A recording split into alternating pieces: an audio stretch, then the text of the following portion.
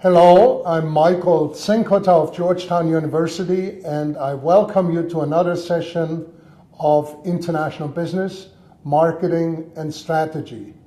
With us today, we have Ambassador Charles Ford, recently retired from the U.S. and Foreign Commercial Service.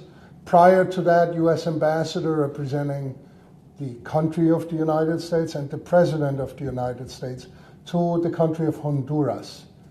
And he will speak to us today about exporting, about trade in general, about foreign direct investment, about all the tasks that the U.S. and Foreign Commercial Service has done in the past, but more importantly, those that it can look forward to doing in the future. How has the picture of exports changed? So welcome, Ambassador Ford. Thank you very much, Michael. It's a pleasure to be here, and your leadership on this topic and your friendship for 30 years has been very important to me. Thank you. Let me pick up on the broad range of questions that Michael asked, because I've just left a second time as the Director General of the U.S. and Foreign Commercial Service, which is the U.S. government's trade promotion arm overseas, active in the top 75 countries in the world supporting U.S. business. And I've been involved in this now for 30 years, and it's very, very interesting to have watched how the globalizing of the American economy and of the global economy has really had a positive impact for American firms, but created a new set of challenges for them. When I started out in the early 80s, and Michael and I first knew each other at the Commerce Department, it was remarkable to see the number of American firms, mainly small business, but small business represents 98% of U.S. exporters, that was not really active in the export market or became active in the recessions of the late 70s and then would drop out in the 80s. And I would say one of the nice things I've found in recent years is the consistency of the effort on a part of American business to be active in the trade area. They don't necessarily have to be exporting outside of the U.S. now because of the nature of the global supply chain functions. And I was struck with how many American companies sell to a domestic platform like Boeing or Microsoft, and that export goes on through that channel, and they're not really captured as an export by the company in the U.S., but they surely are representative of U.S. exporters. So foreign direct investment in this country, which is very important, as is American investment very important overseas, is an important component to understand where the U.S. export interest has to go. I think in today's economy in the U.S., where there's so much hardship because of the financial crisis and the economic downturn of the Great Recession that started in 2008, 2009, it's apparent to most people I've discussed this with that the future for growth and American salaries and wages is going to ever more depend upon the American exporter, where wages are 15 to 20% higher than in businesses that do not trade internationally. Now I'm wondering, I'm fully in agreement with you that exports and international issues are very, very important for us as a nation. But I'm wondering, in cartoons and also in ready descriptions, for example in Japan, one sees the mother stroking her little baby saying, "Masaki, never forget to export, export my dear one." We don't really do that here. If you export, you export. If you don't, that's fine too. What is it we should be doing to capture more national attention and, quite candidly, more national desire to participate in globalization? That's a great question. I wish I had an easy answer for it, but I'll give you two or three thoughts. First of all, Michael, you're exactly right. I've lived in Western Europe. I've lived in Latin America. I unfortunately have not had the experience of living in Asia, but familiar with it. And it's remarkable in these economies to see the broad public awareness of how important trade is, how important exports are and have been to their economic growth. And you see it manifested whether it's in the media or just in general conversations. My own view is in the United States, two things characterize our lack of perhaps having that kind of response to the export opportunity in terms of awareness.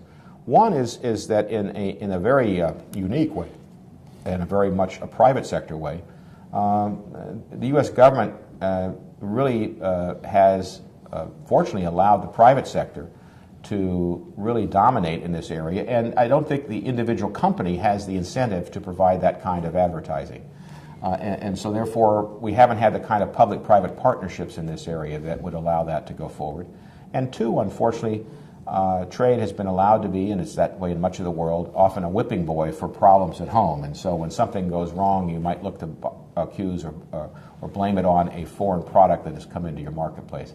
I'd like to think today, with this awareness and this profound participation in the global economy, that in a public-private partnership, U.S. business and the public sector can more effectively be excited about and help tell that story of U.S. exports. Now, one key change in the entire dimension of public debate that seems to become evident. In the past, countries were accused, as you say, because they're good whipping boys, but they were accused of either under-exporting or over-importing. And now, particularly in Germany, but in Europe overall, and beginning also in some other nations, for the first time we see the accusations of over-exporting. You export too much. You've got to change that. That's a whole new dimension. Why is that? Wow, great question as well. And it builds off of, let me build off of what I suggested in my last answer or comment, is that trade is often the outcome of other policies. And we've had excellent, I remember when we worked together in the 1980s, Japan was enormously successful with an export-led model where its initial and much of its growth came from participating in global markets, didn't import as much. We've had a similar discussion in recent years about maybe China needing to import more and not export as much. I think the better discussion is what are the macroeconomic policies we might want to all have together that make our system become more balanced.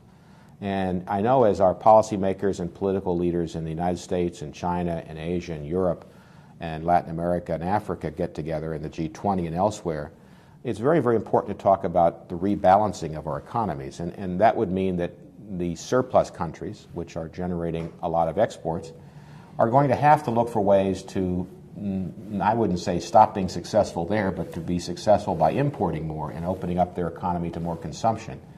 And those of us that have been perhaps, for reasons of the macroeconomy, consuming more to help lead the global economy, need to do less of that and export more ourselves. So as the policymakers, I believe our Secretary of the Treasury and others are in Germany and Europe, we'll be talking this through. I hope it's not about, and I don't think it will be about, punishing people that are successful exporting, but talking through how their overall approach could allow more imports while they continue to be successful in their exports.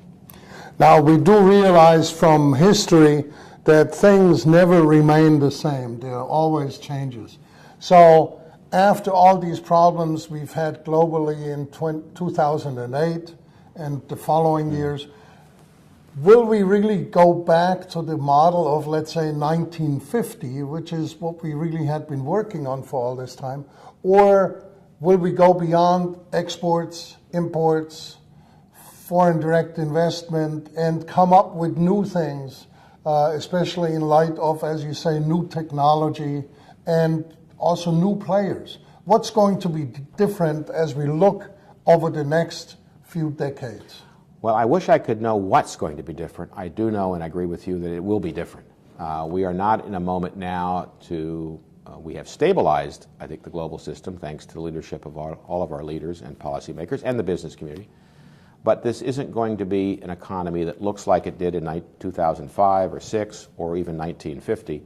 And to keep it growing globally, which we all would like to do, I think the business community, the political leadership, the G20, as that manifests itself, will need to look for new mechanisms to allow efficient markets to grow, but provide some more equities in the system for the environmental protections and economic justice. So a lot of challenges that we have to face to go forward. If we don't face them, we'll continue to drift backwards, and that's not a very healthy phenomenon. Thank you. Growth, equity, and integrity are areas which will take on a much greater importance in the near future. Thank you very much for joining us, and thank you, Ambassador Ford, for being with us today. Thank you, Michael. Real pleasure. Thanks.